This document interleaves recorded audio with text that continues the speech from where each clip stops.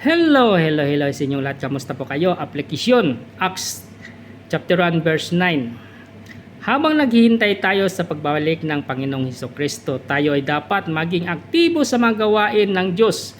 Mag-volunteer sa ministry, mag-pray unto mission, mag-disciple ng bagong maging buhay at success sa trabaho o sa bahay, online o office. Kung may tunay nating inaasahan ang kanyang pagbabalik, dapat ito'y makikita sa ating lifestyle.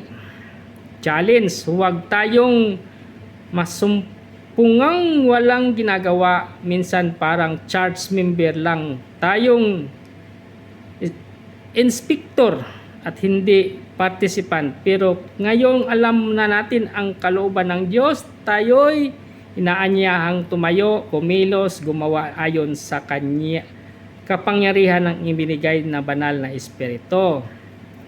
Mahalagang tanong sa Diyos, pero sa Diyos natin sagutin. Panginoon, sa pagbalik mo, masusumpungan niyo po ba akong tapat na naglilingkod sa simpleng nakatayo lang o nanonood? Ayan, sa Diyos na lang po natin sagutin yan. Ingat po lagi at salamat sa kanyang salita. Amen po ba? God bless us all.